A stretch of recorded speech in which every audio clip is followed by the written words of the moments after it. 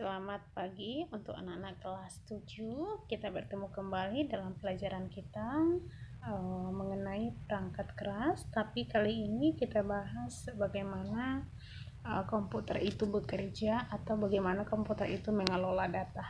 Oke. Kita bahas ya. Nah, seperti yang kita ketahui, komputer itu mempunyai yang namanya otak ya. Sama seperti kita punya otak dalam memproses data.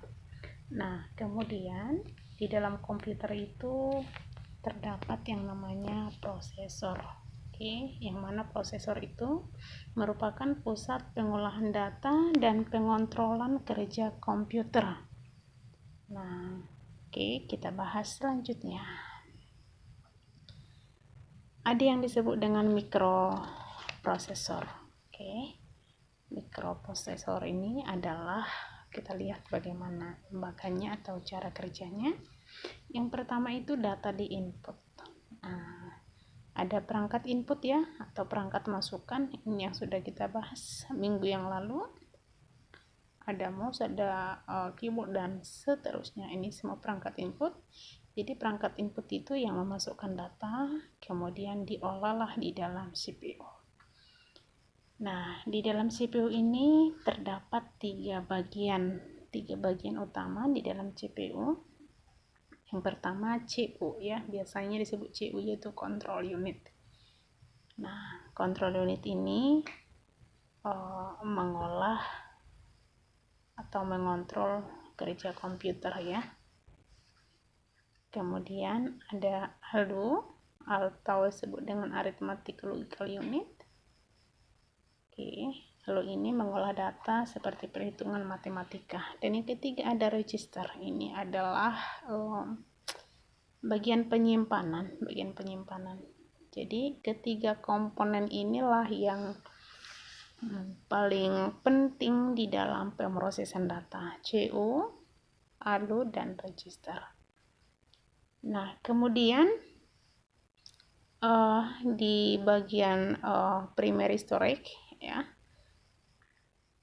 setelah data diolah ada yang namanya primary storage, yang mana primary storage ini adalah sebuah media penyimpanan yang berfungsi untuk menyimpan data.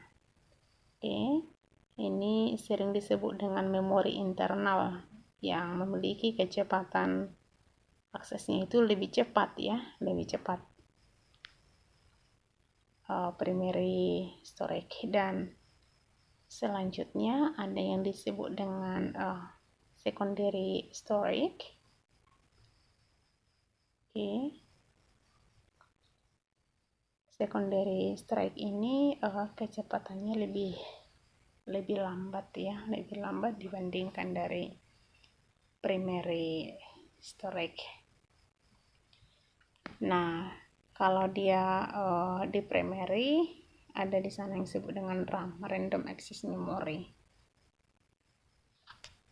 Nah, kemudian setelah semuanya diolah, maka hasil pengolahan itu ada yang disebut dengan keluaran atau output, dan keluaran itu ditampilkan dalam berbagai jenis data.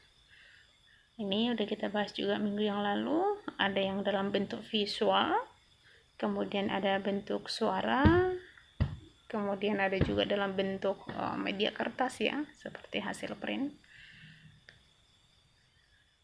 Oke, ini udah kita bahas sebelumnya ya. Dan kemudian data yang sudah diolah itu dapat kita komunikasikan, ataupun ada yang disebut dengan perangkat komunikasi atau communication device.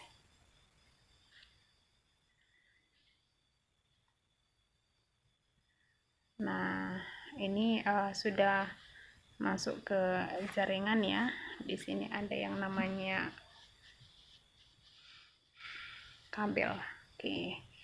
Ini yang menjadi kesimpulan pelajaran kita hari ini. Yang pertama, mengendalikan seluruh kerja sistem, mengambil instruksi dari dan key memory, Dan yang ketiga, mengerjakan fungsi logika dan aritmatika.